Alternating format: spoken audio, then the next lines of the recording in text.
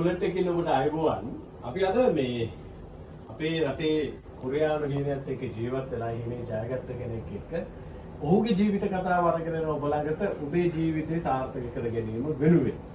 දැන් බොහෝ දෙනෙක් ඉන්නවා කොරියාව යන්න බලාගෙන. බොහෝ දෙනෙක් ඉන්නවා හිමේ ජයග්‍රහණය කළා. තව කට්ටියක් ඉන්නවා මගට ඇවිල්ලා. තව කට්ටියක් ඉන්නවා පියවර තියන්න බලාගෙන. දැන් ඒ හිනේ මගක් ඇවිල්ලා ජයග්‍රහණ අත්පත් කරගත්ත කෙනෙක් තමයි මම ඉස්සරහා ඉන්නේ. අයි බයිබෝයි. මට ඉස්සෙල්ලා නම කියන්න. දෙමුදු නේ? දෙමුදු ගම්පලාද? මාතර. මාතර.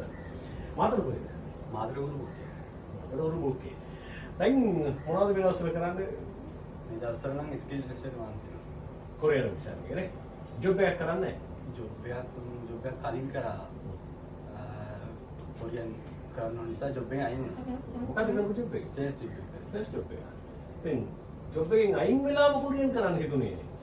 ඒදී මේ මට මං ගැන ඉස්සරහ තිබ්බා. මට මේක කරන්න පුළුවන් කියලා. අනිවාර්යෙන් මං කරන්නත් ඕනේ.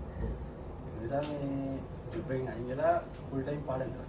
අනිවාර්යයෙන්ම කරන්නත් ඕන කියලා කියන්නේ මොකක්ද ඒක තියෙන හේතුව? මේ දැන් ඉස්කෝලේ කුඩා මේ හීනයක් තියෙනවනේ. හීන තියෙනවනේ. හීනවලට යන්න ඉතින් ලංකාවේ ජොබ් එකක් කරලා අමාරුයි. දැන් කරපු ජොබ් එකෙන් සාමාන්‍යයෙන් කොච්චරක් විතර වැඩුවක් හම්බුණා? 40 50ක් වගේ තමයි මම පඩියක්. අස්දාගෙන හම්බුණා නේ. ඒකෙන් ජීවත් වෙන්න අමාරුයි. තනින් ජීවත් වෙන අමාරු කියන්නේ අසාධ්‍යයක් පැනලා ටිකක් දුර කඩන අමාරුයි. අවුල කවුද ඉන්නේ? අයියා මල්ලි රවින්නේ අම්මයි තාත්තයි. අම්මයි තාත්තා මොනවද කරන්නේ? ඒගොල්ලෝ කම්බර ගියා කරන්නේ. ඉස්තිර ගියානේ. අයියා අයියා කොළඹ ටික ෂොප් එකේ වැඩ කරන්නේ. ඒක ඉස්තිර ගියා නෙවෙයි. ඒගොල්ලෝ මොකද ඉගෙනගන්නත් නැහැ. මේ ප්‍රශ්නත් එක්ක කවුරුයි ඉන්නේ වෙයි මර කරන්නේ.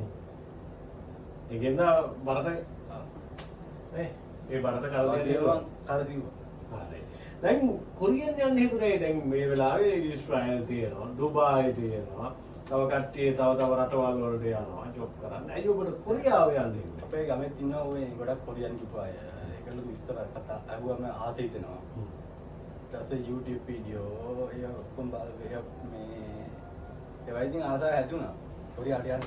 කොරියාව ලස්සන රටක්. උන්ක පඩිය වැටුප ගන්න පුළුවන් වැඩ කරලා. ඒ ඔක්කොමත් එක්කම තියෙන කරා කොරියාව.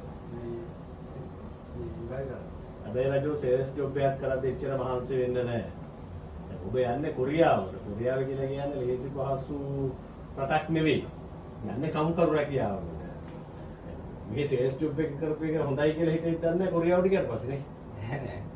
මහන්සි වෙන්න පුළුවන් මට වැඩ කරන්න පුළුවන් මේ කම්මැලි මිනිස්සුෙකුත් නෙමෙයි.